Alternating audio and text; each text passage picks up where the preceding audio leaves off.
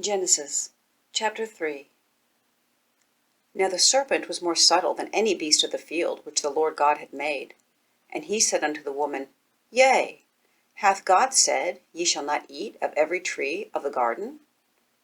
And the woman said unto the serpent, We may eat of the fruit of the trees of the garden, but of the fruit of the tree which is in the midst of the garden, God hath said, Ye shall not eat of it, neither shall ye touch it, lest ye die. And the serpent said unto the woman, Ye shall not surely die.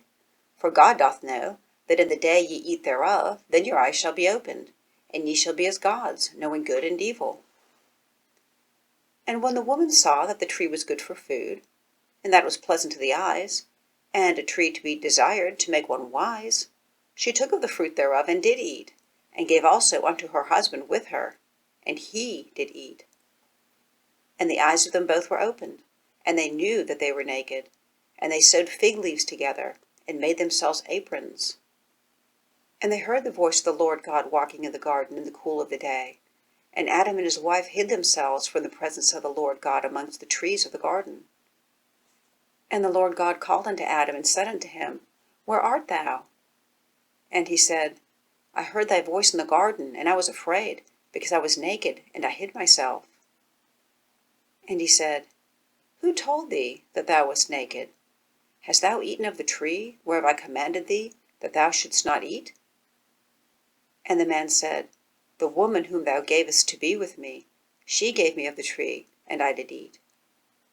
And the Lord God said unto the woman, What is it that thou hast done?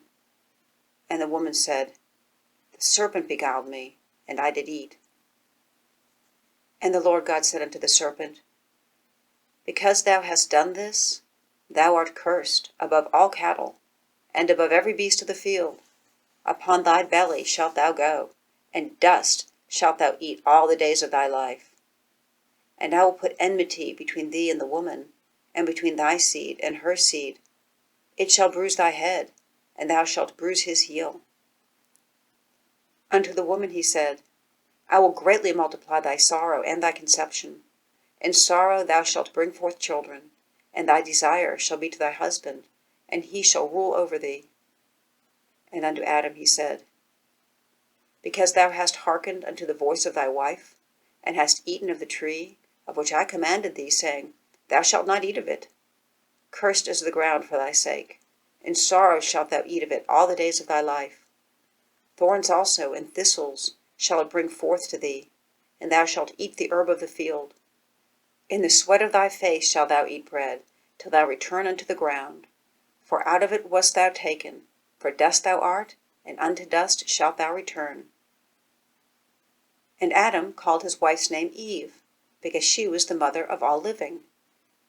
Unto Adam also and to his wife did the Lord God make coats of skins, and clothe them. And the Lord God said, Behold, the man is become as one of us, to know good and evil. And now, lest he put forth his hand, and take also of the tree of life, and eat, and live forever. Therefore the Lord God sent him forth from the Garden of Eden, to till the ground from whence he was taken. So he drove out the man, and he replaced at the east of the Garden of Eden cherubims, and a flaming sword which turned every way, to keep the way of the tree of life.